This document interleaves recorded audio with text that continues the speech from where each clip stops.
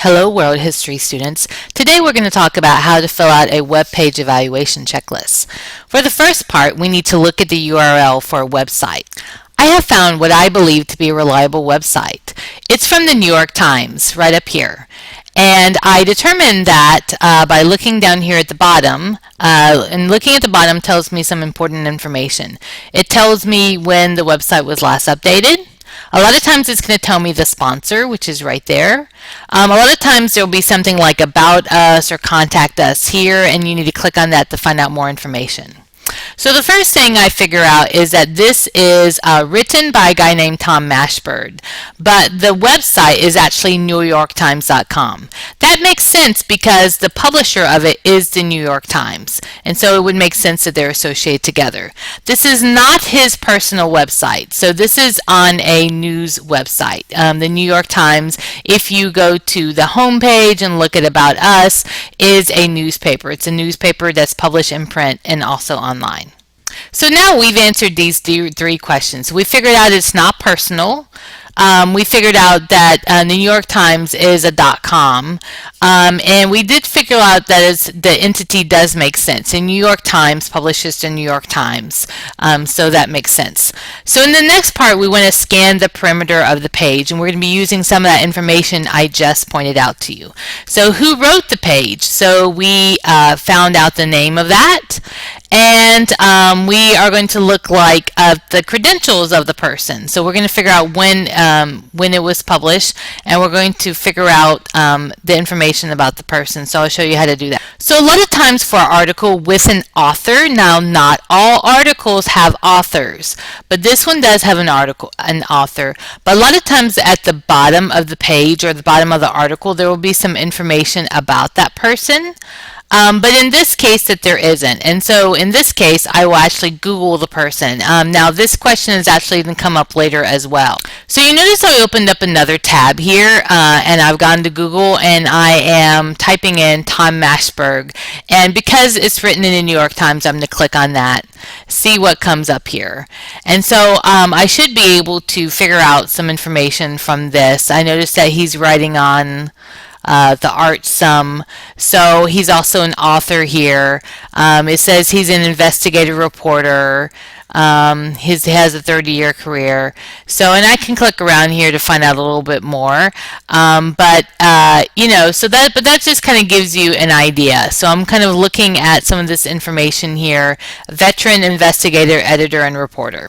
So that makes sense because he is a reporter. Because the New York Times is so credible, then for the most part, anything published in the New York Times is going to be fact-checked by someone else. So now I can figure out who wrote the page, the credentials, and the date on it. And the date on it is when it was published, which is January 29, 2014.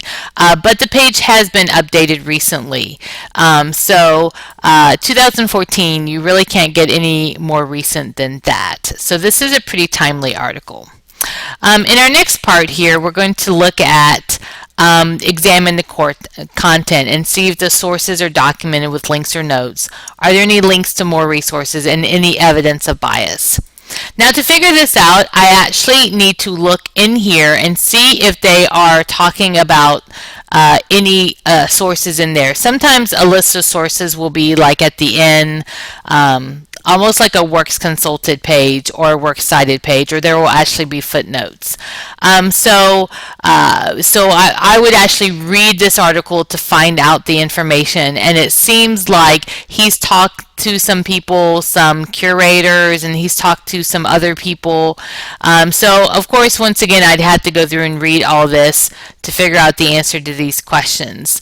And a lot of times a website will have more links, you know, so you would look for those and make sure that they work.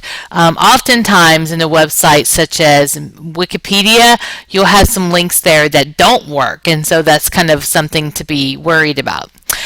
In this part, I would look for any evidence of bias. So is there a way that the author is writing the article to make you slant one way or the other? I mean, not by using just evidence, but by saying, you know, things like, things like the Nazis were so terrible, or things like that. You know, blatant statements that are not that they don't have like proof for really, or in the article for. So just be careful about that. Okay, so what do others say? And then this part, we're going to figure out like how to figure out what other people say. So we're going to be using a Google search with the link website, and I'll show you how to do that.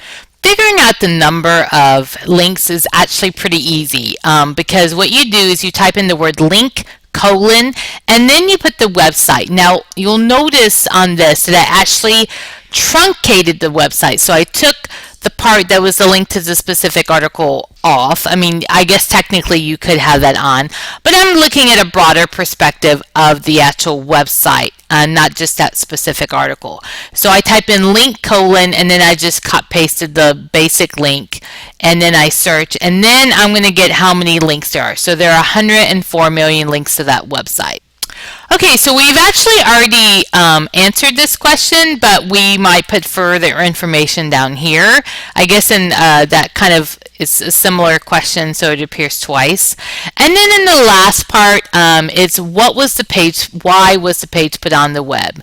So is it an informing, are they trying to persuade you? Is that tends to be like when there's a bias. Are they trying to sell you something? Are they funny? Is it like The Onion, or is it like watching Stephen Colbert? Are they trying to make a parody of something, or is it some other reason? So in general, a good website is going to be informing you. If there's a bias, they may actually be trying to persuade you, and that can be okay.